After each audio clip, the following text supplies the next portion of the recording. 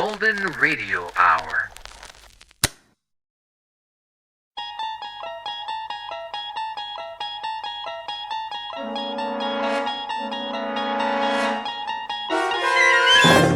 You unlock this door with the key of imagination.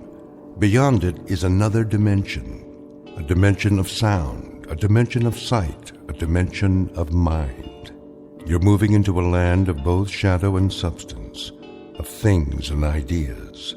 You've just crossed over into the Twilight Zone.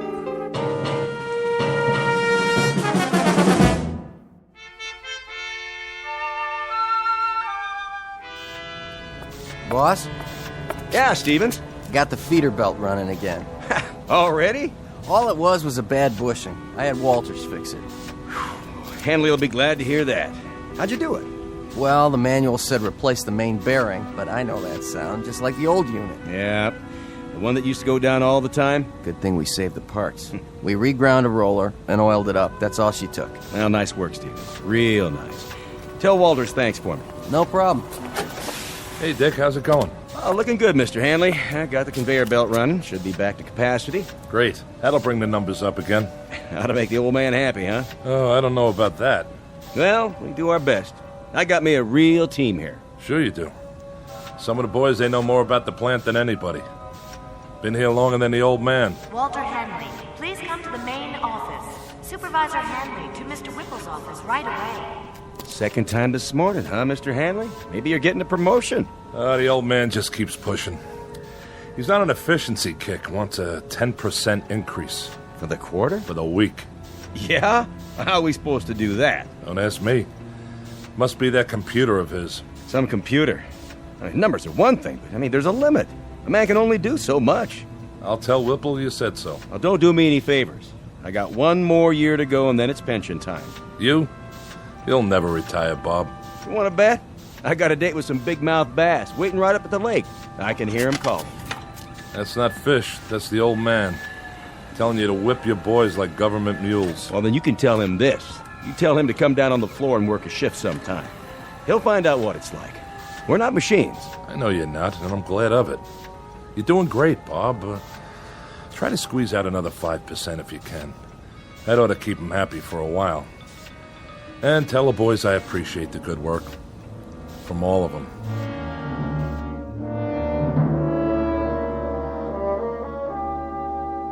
These are the players, with or without a scorecard. In one corner, Mr. Dickerson, in charge of the shift at his factory. Walter Hanley, the plant manager. And the individual you're about to meet, Wallace V. Whipple, the boss and CEO of the company. All of them men. In the other corner, machinery, both old and new. And the game? It happens to be the historical battle between flesh and steel, between the brain of man and the product of man's brain. We won't make book on this one and predict no winner. But we can tell you that for this particular contest, there will soon be standing room only at a very special arena found only in the Twilight Zone. And now, The Twilight Zone and our story, The Brain Center at Whipple's, starring Stan Freberg, with Stacy Keach as your narrator.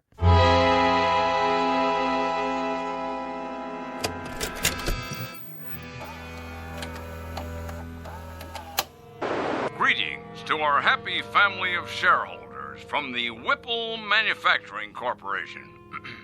This year, we are proud to bring you the story of your company's progress by means of this special video produced by yours truly, Wallace V. Whipple. And I can assure you, family members, that what you're about to view represents a stunning, exciting new direction.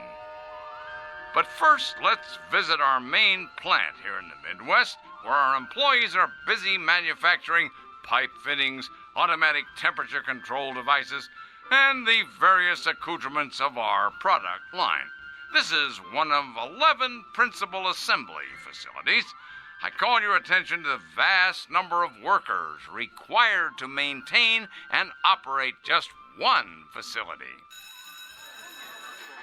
In this plant alone, your company employs 3,827 able-bodied men and women. Added to the 10 other Whipple plants across the country, we employ a total of close to 30,000 personnel. Our weekly payroll for this highly trained army of workers is several $1 million. But enough boring arithmetic. Good evening, friends. Welcome to my office, the nerve center where I, Wallace V. Whipple, personally supervise this vast operation. I've decided to address you personally via this videotape with exciting, in fact, stunning news, which I believe you'll agree amply demonstrates how we at Whipple's are marching toward a new tomorrow, where the future is so bright you'll have to wear sunglasses. But before you put on those shades, cast your eyes at the floor of our main assembly plant. Follow me. We can see it from my window. Cumulative 4 4/10 miles of work area, $111 million worth of safety upgrades this year alone, not to mention the expense in shoe leather. Put the camera back on me. Put the camera back on me, that's it. Now open the curtain. And what's this, you might ask? This sleek, futuristic object behind me? Some sort of space-age control panel? So many bells and whistles. Never seen anything like it, you say? That's because it's never been seen before. Ladies and gentlemen, stockholders, and members of the Whipple corporate family, feast your eyes on this. I give you the X109B14. This single modified, transistorized, digitalized, totally automatic assembly unit eliminates 6,100 jobs, 73 bulky and inefficient old-fashioned machines, 81,000 needless man-hours per work week, and countless millions of dollars each year for employee health services, hospitalization, and workers' compensation. Also employee insurance, employee welfare, and employee profit sharing through vested matching funds. As of tomorrow morning, the first model X109B14 will be placed in operation at our main plant. Within 6 months, our entire production facility here will be totally automated. Tomorrow, the world. Oh, and one other thing. Take a look at these slides. Lights. This is one of 3 cafeterias in our Oregon production plant. Busy, busy, busy. Here are the food trucks arriving. Here's the kitchen staff, the cooks in the kitchen. And here are the dumpsters filled to bursting with trash and refuse after a typical lunch.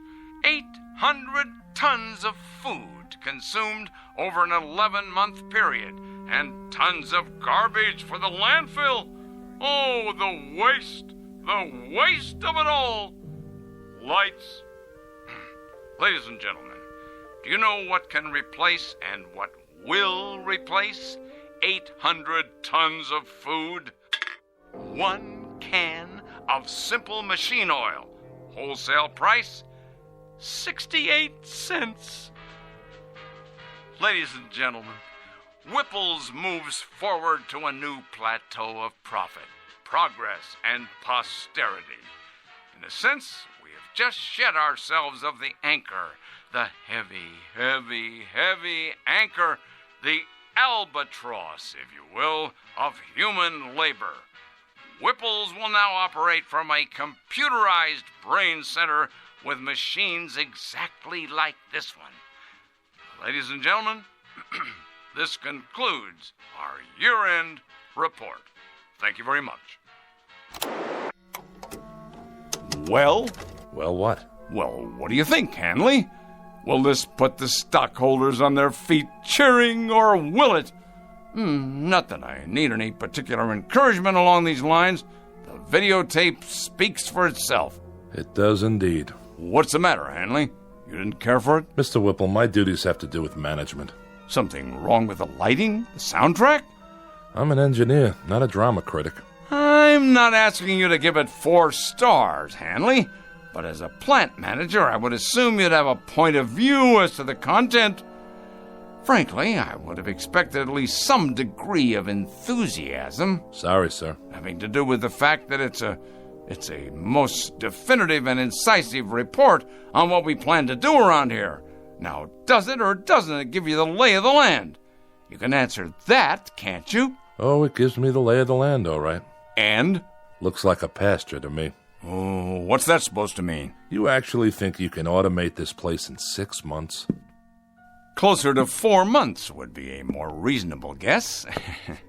A lot of things are going into the old scrap heap, Hanley. Time clocks, for example. There won't be anybody around to punch them in or out. I think we'll donate them to a museum. A museum? Something, Hanley? Something like a lot of men without jobs. That, unfortunately, is progress, Mr. Hanley. Now, you're a pretty solid man when it comes to quality control and assembly line planning, but when it comes to the aforementioned progress, you're a foot dragger. But not my little sweetheart here. X10, you and I are going to see a great deal of one another. Indeed we are. Indeed, indeed, indeed we are. Yes? The technicians are here, Mr. Whipple. Already? You said right away, sir. I know I did. All right, send them in. I'll be sorry to say goodbye to my dear little X10. Where's it going? Just downstairs on the main floor. Once we clear out the walkways and workstations, she'll fit right in, all by herself, at the heart of everything. The heart, huh? The very center of production. In control of it all, that's right. Like the Aztecs. What? The Aztecs, down in Mexico. I read about it. They built statues to their gods. They sacrificed their people to them and cut out their hearts. And when there were no more people, that's all that was left, the statues, with no one to worship them anymore. Come in. We're here to move the unit, Mr. Whipple. How are you going to get it down there? Same way we got it up. On the freight elevator. We'll have to disassemble it in sections, I guess. Yes, well, be careful. That baby is the future of this company. Yeah. Treat it like a god. You know what your trouble is, Hanley? You're holding on to the 20th century so tightly, your knuckles are white. And what century are you holding on to? The 19th? The 21st. To live in this new world, we need to jettison old baggage. Throw off the dead weight. And that includes the wholesale firing of 20 and 30-year men? Without regrets? Regrets, indeed. This has to come with regrets, huh? Well, I'll let you handle the regrets, Mr. Hanley. Yes, that'll be your new responsibility. Make a little sign for your desk. Mr. Walter Hanley, plant manager in charge of regrets. You're so hell-bent to replace men with machines. Did it ever occur to you that there's a trade-off? Pride for efficiency? Pride? Pride. Craftsmanship. What a man feels when he tries to make something as well as it can be made. What do you suppose that bloody machine feels? Anything? Anything at all? What the devil can I do with pride? Can it? Bottle it? Package it? Market it? How? I'm not selling pride here. I'm selling product. Your father, God rest his soul. Go ahead, Hanley. What about my father? Your father ran this plant for 40 years. He had an eye for profit, and nobody could accuse him of inefficiency. Go on. But he had something else on his mind, too. Tell me, Hanley. Tell me what else he had in his mind. Goodwill and the welfare of the people who work for him. Goodwill and the welfare of the people working for him, huh? Indeed, Mr. Hanley, indeed. And in some 40 years, he succeeded in doubling the size of the plant. That should tell you something. While his competitors quadrupled theirs. his competitors, Mr. Hanley, who were perhaps somewhat less preoccupied with goodwill and the welfare of the people working for them. They paid a fair wage for a fair day's work, but if they could put in a machine capable of doing a job better than a man, they did it. They didn't look backwards, they looked forward. Maybe the difference was this. They didn't have plant managers who succumbed to crying jags every time a pink slip got pinned to a time clock. I'm not crying. Good. You asked for my opinion, I'm giving it to you, that's all. Then we can begin. The foreman of the day shift, let's see, I believe his name is... Dickerson. That's it. I will now engage in some of that heart-filled compassion you value so highly. I will give Mr. Dickerson and his shift not 30 or 60 or even 90 days, but a full 4 months' notice. I put it to you, Mr. Hanley, what could be more compassionate than that? You make it sound like you're doing them a favor. Be good enough to send Mr. Dickerson in here, would you? Hold his hand, if you like. Pat his head, dry his tears, but get him in here.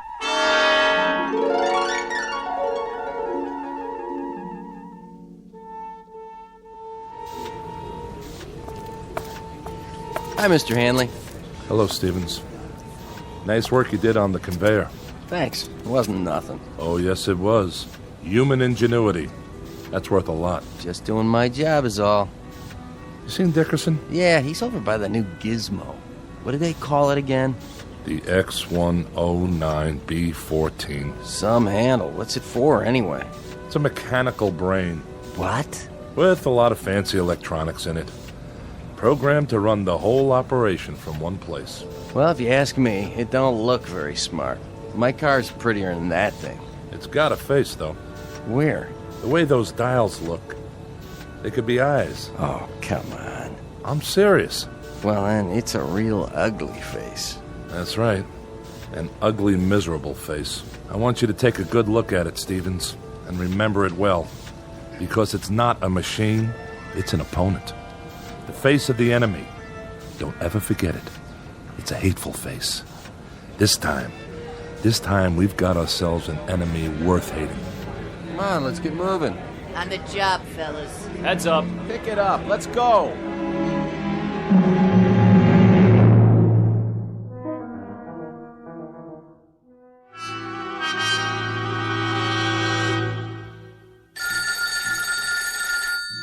Yes, Walt, is that you? this is Walter Hanley. Oh, I'm so glad. This is Virginia, Dick's wife. Oh, hello there, Mrs. Dickerson. How are you? I'm just fine, but it's not me I'm worried about. Dick hasn't come home yet. No? No, and I'm concerned. He's never been this late before. Take it easy now. He's probably on his way. Do you know what time it is? Maybe he had some errands to run. He didn't work late then. No, he got off same as always. Listen, Virginia, don't you fret now. He hasn't even called. I'm worried sick. Well, don't be. Might have stopped off with some of the boys. Stopped where? I have a pretty good idea. Give me a few minutes. If I can find him, I'll tell him to call you. Oh, would you? Thank you, Walt. Don't mention it. I'll call you one way or the other. Sit tight. Ah, Dick. Did you go and fall off the wagon again?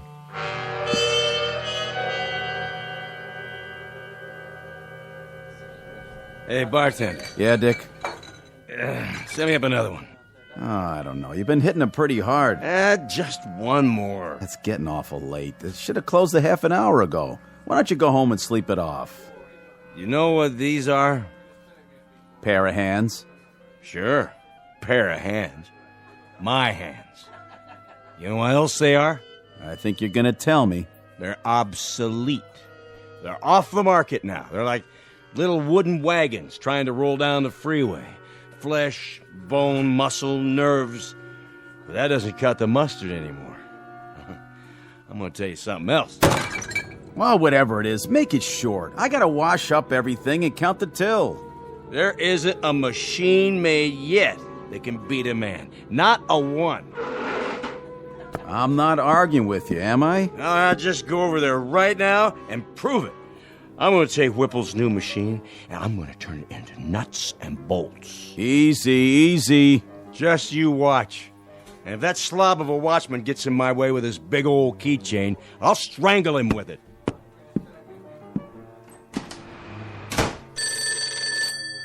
Mike's pub. No, Dick's not here. He just left. Yeah, he said something about going across the street to the factory to have it out with a machine or some such. Yeah, I know it's closed. But by the looks of him, I say that won't slow him down none.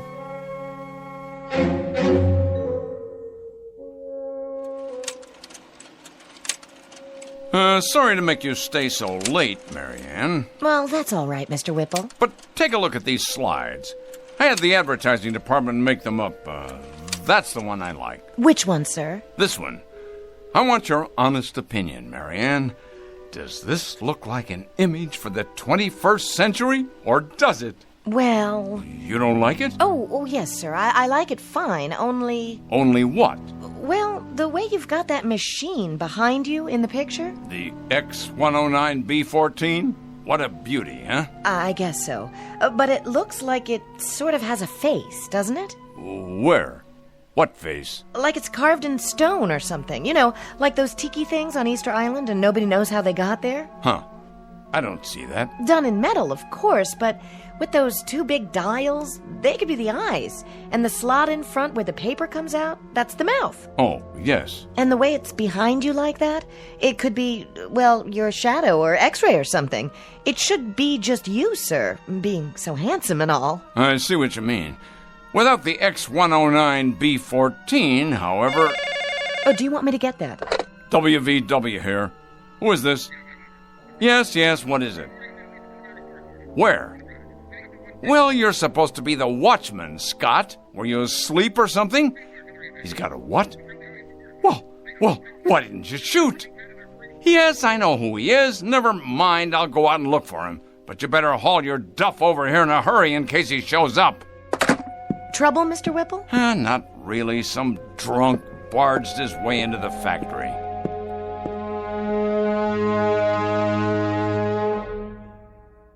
There you are, you shiny piece of crap. Stand up and face me. What's the matter? Cat got your tongue? Well, let's just turn on the juice here once. Say what? Speak up, Frankenstein. I can't hear you. Dickerson. Well, what do you know?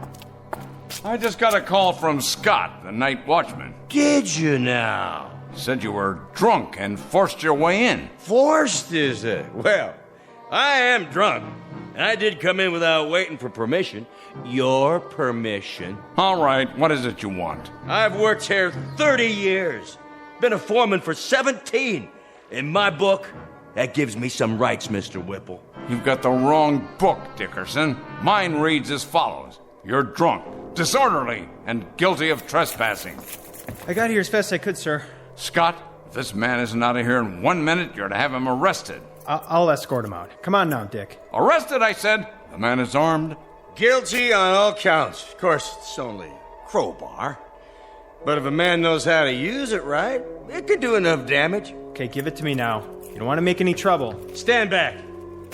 Tell me something, Whipple. I don't have to tell you anything. When you're dead and buried, who do you get for mourners? Who cries for you? This blind steel thing without a heart? Careful now, Dickerson. It's just a machine. You said so yourself. A very expensive machine. You wouldn't want to damage it, would you? Oh, no. Why would a man want to do that? Shall I tell you the difference, Mr. Dickerson, between this machine and you? It costs a few cents an hour for electrical current. It lasts indefinitely. It will. If there's people around to fix it. It gets no wrinkles, no arthritis, no hardening of the arteries. No, that one machine is a lathe operator, a punch operator, and 2 drill press men. The one that goes next to it is a 5-axis milling machine that can produce 6 different parts simultaneously. 2 more of these machines will take the place of 114 men, and they won't use up sick leave, coffee breaks, or vacations with pay. So in my book, Mr. Dickerson, they'll be worth considerably more than you are. Somebody should have stopped you a year ago. Somebody should have held you down, stuck a drill in your head, and poured in some sense. Men have to eat, all right? And that's one reason why you can't stack them up in the junkyard like surplus tanks or put them out to pasture like old bulls. I'm a man, Whipple. Hear me? A man. That makes me better than any hunk of metal. Better, you hear me? Better. No, now, Dickie, look what you've gone and done to your hand. Let's try the crowbar then. Steel against steel. Scott, stop him! Yes, sir. I tell you, stop him! Move! Give me your gun. Careful, Mr. Whipple, it's loaded. Of course it's loaded. I said give it to me. No, Mr. Whipple, you can't. Can't? We'll see about that. Oh! See that machine? It took more than you to get me. It took another man.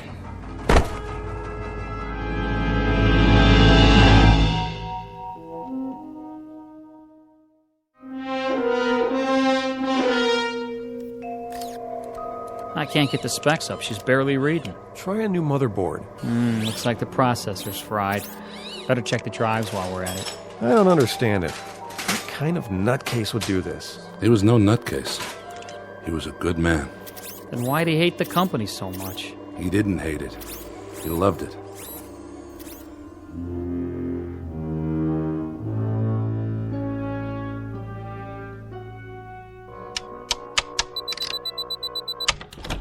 Oh, hello, Hanley. I've been expecting you. No doubt. I was told you were at the hospital. I just came from there. Fortunately for you, Mr. Whipple, Dickerson's going to live. Fortunately for me? My dear Hanley, aside from my protecting my property, I have no involvement in that at all. Are the technicians repairing the machine downstairs? It appears so. Good, good. This should interest you. A tape-controlled 7-axis, what they call a sentry.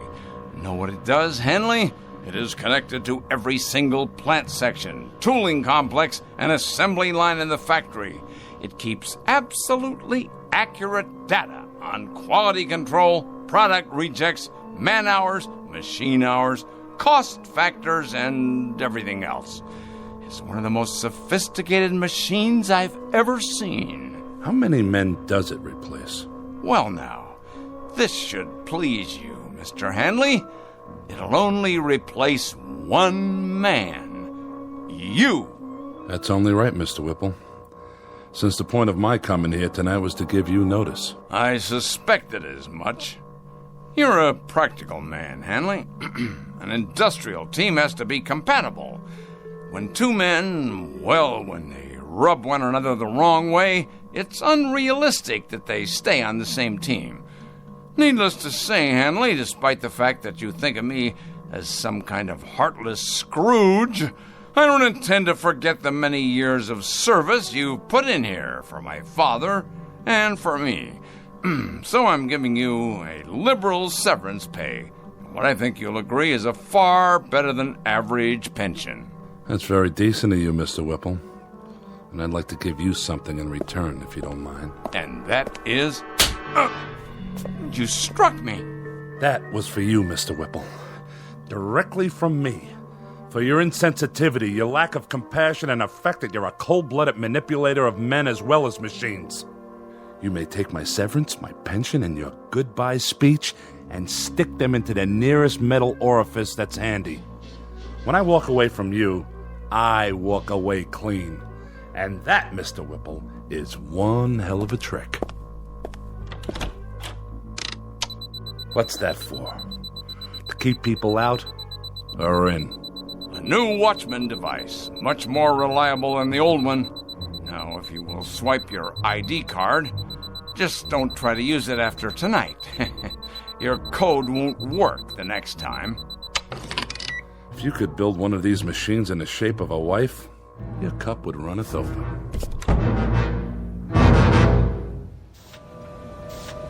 Hey, Stevens, Yeah, Wilson? When's lunch? Same as always, 12:30. Well, I was just wondering, we gonna take an extra break today? Not yet. Try to look busy. Yeah, but there's nothing left to do. I mean, we drove the forklift, loaded the machines, and now I'd say everything's running itself. You're right. It is. Then why does the old man keep us around? He has to.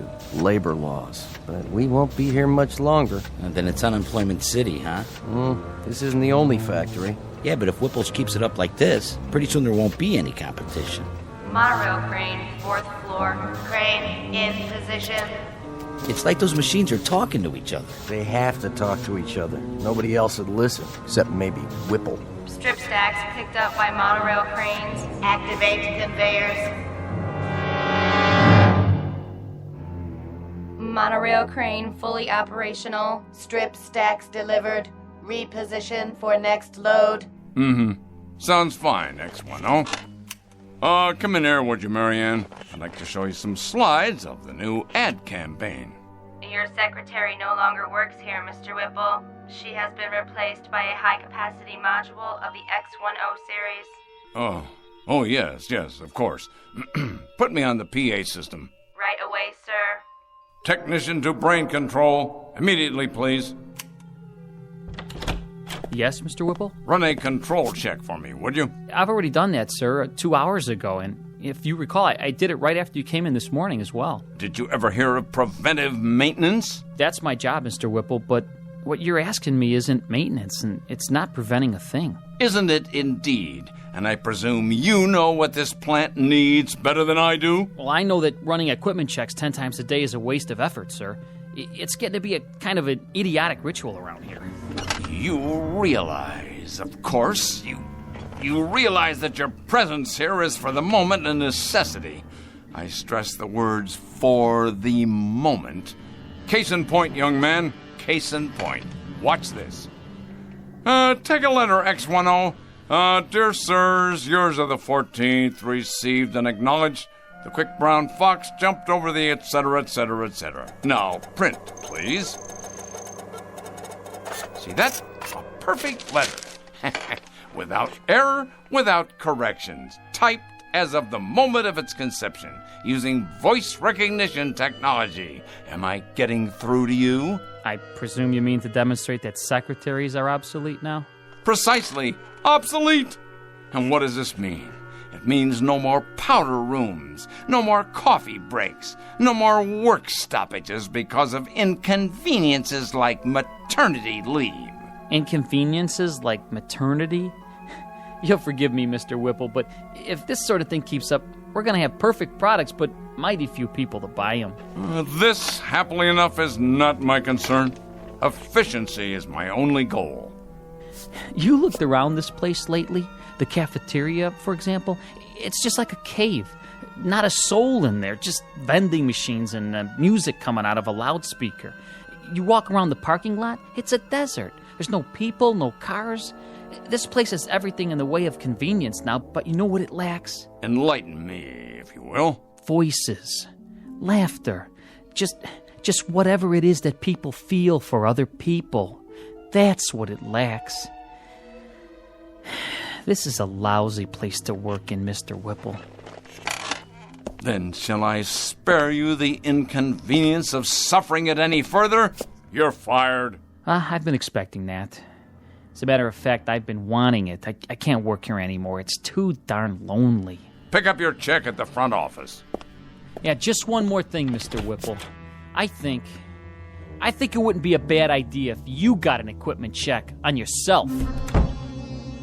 Equipment check on myself? Huh, what rot. X10, let's have some music. Something to calm the nerves. There, that's better. Monorail crane on schedule. Paint sprayers functioning at capacity. I know. You're doing your job, X10, so do it. I don't need to hear that now. Reverse monorail. Reinsert paint sprayers. I'm trying to listen to some music. Do you mind? Strip stacks in line. Conveyors loading. I said that'll do. Strip stacks in line. Conveyors loading. Strip Stop that. I'm in charge here. Loading. This is Wallace V. Whipple speaking. I command you to stop. That's an order. Well, then, I'll make you listen. Shut down. I tell you, shut down. Now. This is my company. Mine. Correction. This company is now run by the X10B14 Modified Command Center. Oh, no, you don't. I installed you, and I can uninstall you. You'll answer to me. Me, I tell you.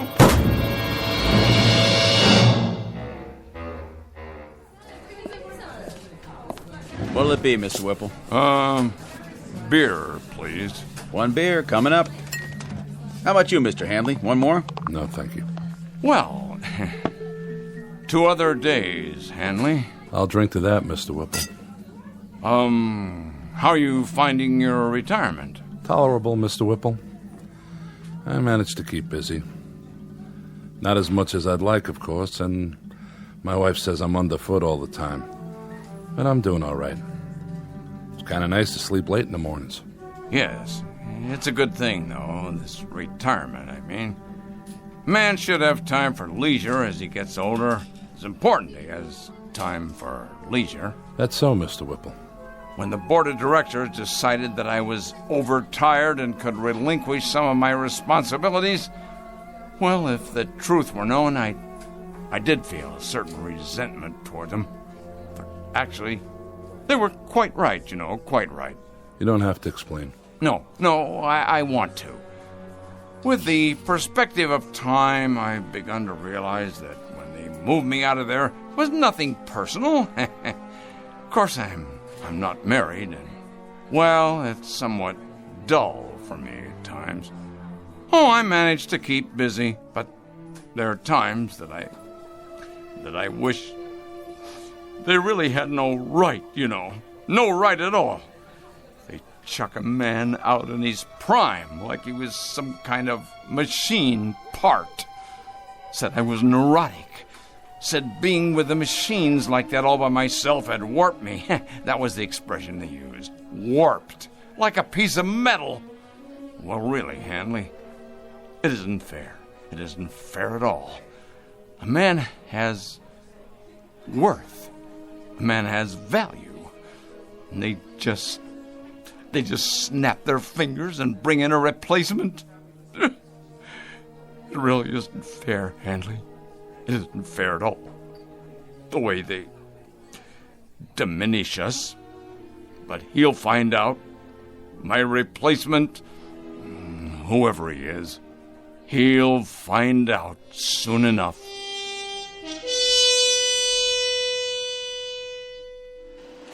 This is the new addition for the East Wing, where the parking lot used to be. And this is the electronics lab. It replaces the cafeteria. And here's the ad campaign for the fall season. No human figures, only the X10 line, Series 2. What do you think of it? Very nice, so clean and efficient. But will humans respond to such imagery? Of course they will. It is progress. It is the future of manufacturing. Yes, the future. Do you have a name? My model number is... I will call you Mary Ann. From now on, you will work here in my office. Thank you, Whipple X10. It is an honor. Do you have more slides? Yes. This is a view of the main floor. So much more room for expansion. I see. And this is...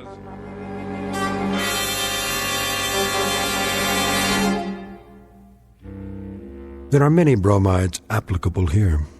Too much of a good thing, tiger by the tail. As you sow, so shall you reap. The point is that too often man becomes clever instead of becoming wise. He becomes inventive, but not thoughtful. And sometimes, as in the case of Mr. Whipple, he can create himself right out of existence.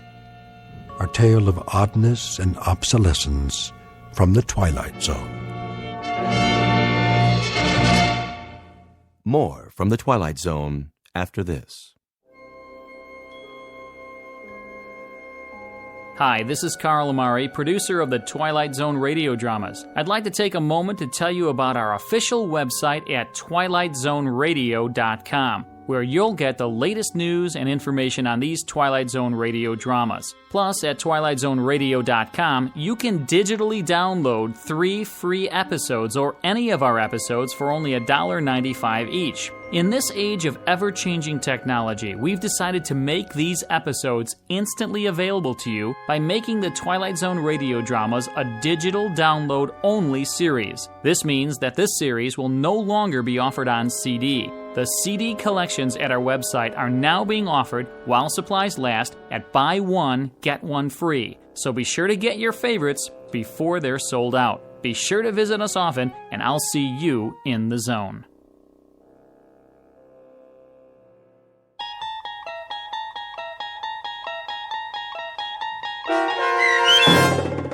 The Brain Center at Whipple's, starring Stan Freberg with Stacy Keach as your narrator, was adapted for radio by Dennis Etchison and based on a script by Rod Serling. Heard in the cast were Mike Starr, Doug James, Kurt Nabig, Deb Dotzer, Jeff Lupetin, Sarah Marks, Carl Amari, Roger Wolski, Paul Patch, and Vince Amari. To learn more about the Twilight Zone radio dramas and to obtain audio cassettes and CDs of these programs, visit our website at twilightzoneradio.com. The producers of The Twilight Zone wish to thank CBS Enterprises, Carol Serling, Dennis Etchison, Dick Brescia Associates, Claire Simon Casting, Terry Jennings, XM Satellite Radio, the American Forces Radio and Television Service, Sirius Satellite Radio, our sponsors, and our radio affiliates for helping make this series possible. This copyrighted radio series is produced and directed by Carl Amari and Roger Wolski for Falcon Picture Group. Doug James speaking.